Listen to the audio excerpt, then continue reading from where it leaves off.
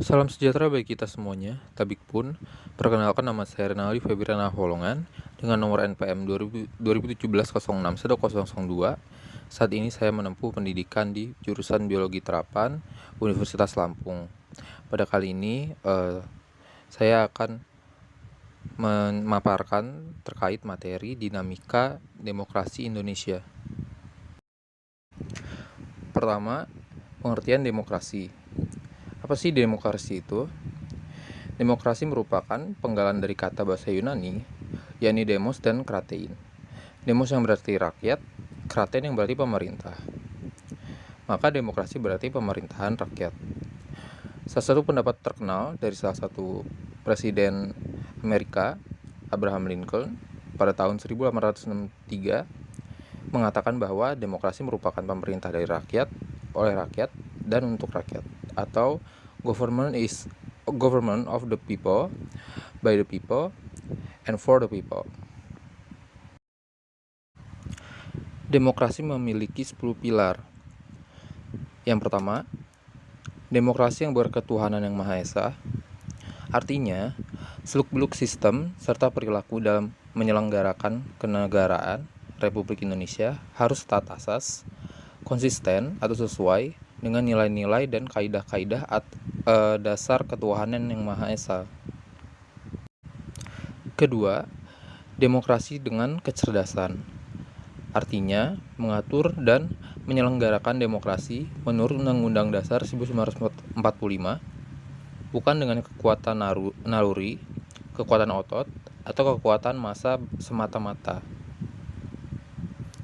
Pelaksanaan demokrasi itu justru menuntut kecerdasan rohaniah, kecerdasan akliyah, kecerdasan rasional, dan kecerdasan emosional. Kemudian ketiga, demokrasi yang berkedaulatan rakyat. Artinya, kekuasaan tertinggi ada di tangan rakyat. Secara prinsip, rakyat memiliki atau memegang kedaulatan. Dalam batas-batas tertentu, kedaulatan rakyat dipercayakan pada wakil-wakil rakyat di MPR, DPR atau DPD, dan DPRD. Keempat, demokrasi dengan rule of law. Demokrasi dengan aturan hukum mempunyai 4 makna penting, yaitu pertama, kekuasaan negara Republik Indonesia itu harus mengandung, melindungi, serta mengembangkan kebenaran hukum atau legal truth, bukan demokrasi ugal-ugalan, demokrasi dagelan, atau demokrasi manipulatif. Kedua, kekuasaan negara itu memberikan keadilan hukum atau legal justice, bukan demokrasi yang terbatas pada keadilan formal dan pura-pura. Ketiga, kekuasaan negara itu menjamin kepastian hukum atau legal security, bukan demokrasi yang membiarkan kesemrautan atau anarki. Keempat, kekuasaan negara itu mengembangkan manfaat atau kepentingan hukum, legal interest, seperti kedamaian dan pembangunan, bukan demokrasi yang justru mempopulerkan fitnah dan hujatan atau menciptakan perpecahan, permusuhan, dan kerusakan. Kelima, demokrasi dengan pemisahan kekuasaan negara. Artinya, demokrasi menurut Undang-Undang Dasar 1945 mengakui kekuasaan negara Republik Indonesia tak terbatas secara hukum. Demokrasi dikuatkan dengan pemisahan kekuasaan negara dan diserahkan kepada badan-badan negara yang bertanggung jawab. Demokrasi menurut Undang-Undang Dasar 1945 mengenal pembagian dan pemisahan kekuasaan atau division and separation of power dengan sistem pengawasan dan perimbangan atau check and balance. Keenam, demokrasi dengan hak asasi manusia. Artinya, demokrasi menurut Undang-Undang Dasar 1945 mengakui HAM yang tujuannya bukan saja menghormati hak-hak asasi, melainkan untuk meningkatkan martabat dan derajat manusia seutuhnya. Ketujuh, demokrasi dengan pengadilan yang merdeka. Artinya, demokrasi menurut Undang-Undang Dasar 1945 mengkehendaki pemberlakuan sistem pengadilan yang merdeka atau independen, memberi peluang seluas-luasnya pada semua pihak yang berkepentingan untuk mencari dan menemukan hukum yang seadil-adilnya. Di muka pengadilan yang merdeka itu, penggugat dengan pengacaranya, penuntut umum, dan terdakwa dengan pengacaranya mempunyai hak yang sama untuk mengajukan konsiderans atau pertimbangan, dalil-dalil, fakta-fakta, saksi, alat pembuktian, dan petitumnya. Kedelapan, demokrasi dengan otonomi daerah. Artinya, otonomi daerah merupakan pembatasan terhadap kekuasaan negara, khususnya kekuasaan legislatif dan eksekutif di tingkat pusat, dan lebih khusus lagi pembatasan atas kekuasaan presiden. Undang-Undang 1945 secara jelas memerintahkan pembentukan daerah-daerah otonom pada provinsi dan kabupaten atau kota. Urusan pemerintahan diserahkan pemerintahan pusat ke pemerintahan daerah. Dengan peraturan pemerintahan, daerah-daerah otonom dibangun dan disiapkan untuk mampu mengatur dan menyelenggarakan urusan-urusan pemerintahan sebagai urusan rumah tangganya sendiri. Kesembilan, demokrasi dengan kemakmuran. Artinya, demokrasi bukan hanya soal kebebasan dan hak, kewajiban dan tanggung jawab, asal mengorganisir kedaulatan rakyat atau pembagian kekuasaan kenegaraan. Demokrasi bukan hanya soal otonomi daerah dan keadilan hukum. Bersamaan dengan itu semua, demokrasi menurut Undang-Undang Dasar ditujukan untuk membangun negara kemakmuran atau welfare state oleh dan untuk sebesar-besarnya rakyat Indonesia. Kesepuluh, demokrasi yang berkeadilan sosial. Artinya, demokrasi menurut Undang-Undang Dasar menggariskan keadilan sosial di antara berbagai kelompok, golongan, dan lapisan masyarakat.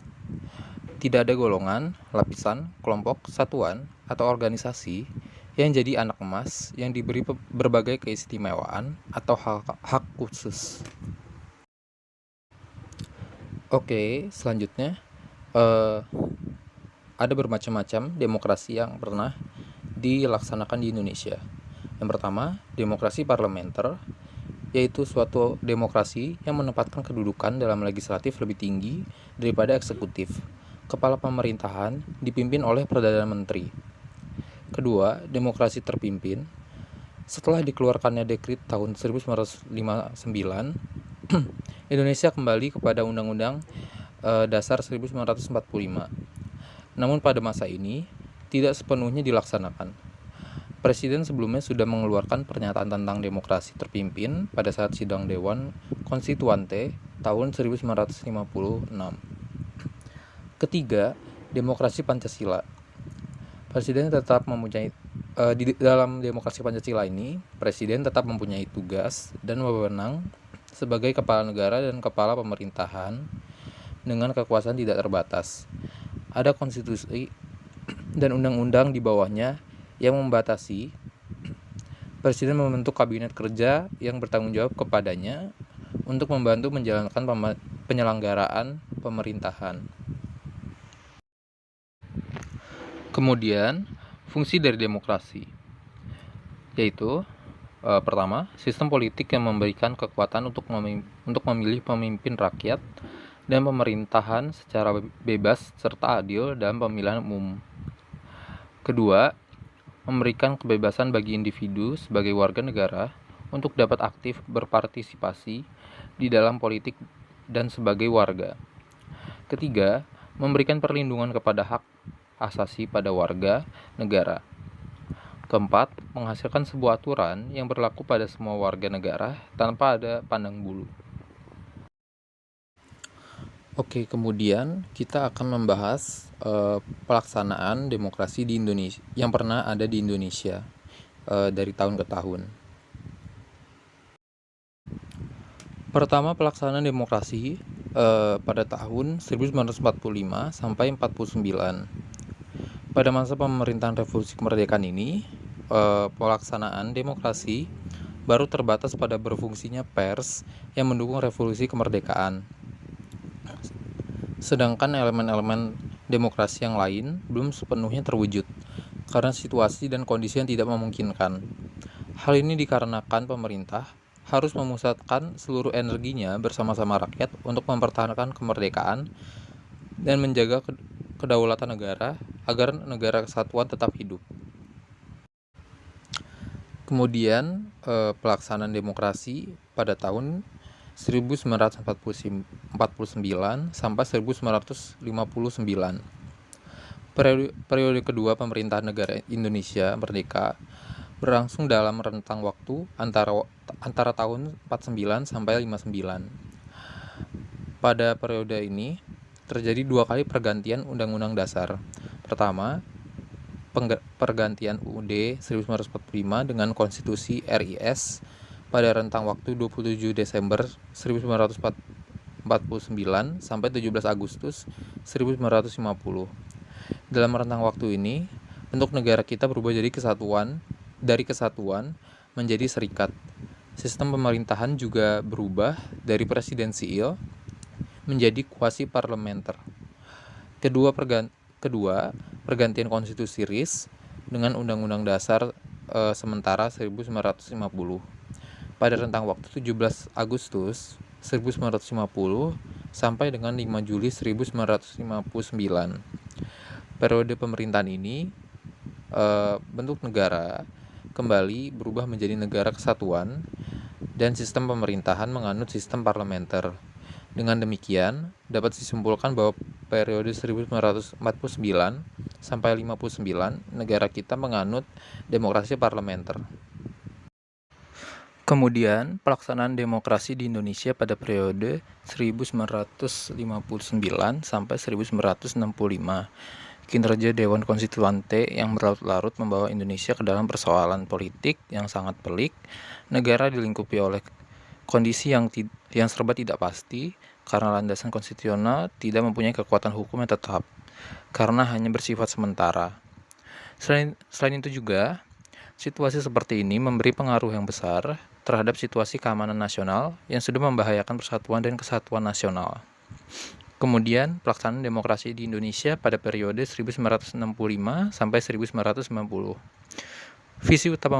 Visi utama pemerintahan Orde Baru adalah melaksanakan Pancasila dan UUD Negara Republik Indonesia tahun 1945 secara murni dan konsekuen sebagai kritik terhadap Orde Lama yang dianggap telah menyimpang dari Pancasila.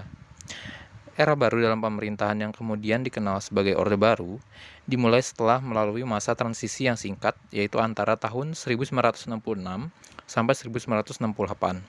Ketika Jenderal Soeharto dipilih menjadi Presiden Republik Indonesia, era dengan konsep demokrasi Pancasila yang memberikan secercah harapan bagi rakyat Indonesia, terutama yang berkaitan dengan perubahan-perubahan politik. Dari yang bersifat otoriter pada masa demokrasi terpimpin di bawah Presiden Soekarno menjadi lebih demokratis.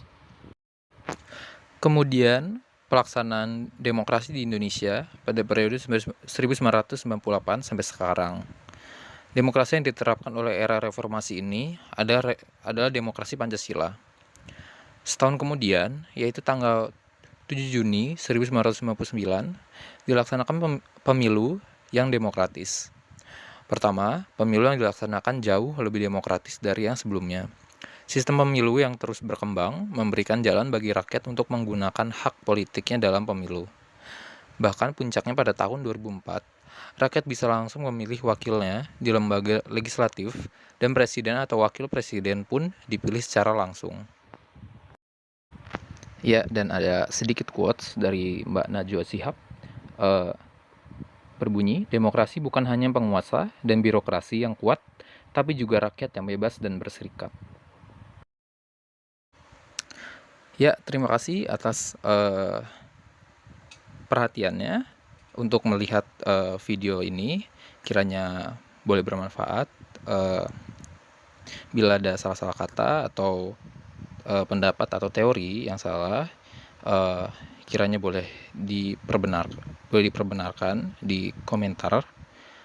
Dan bila ada kata-kata yang mungkin menyinggung, saya mohon maaf sebesar-besarnya. Terima kasih sudah menyaksikan video ini.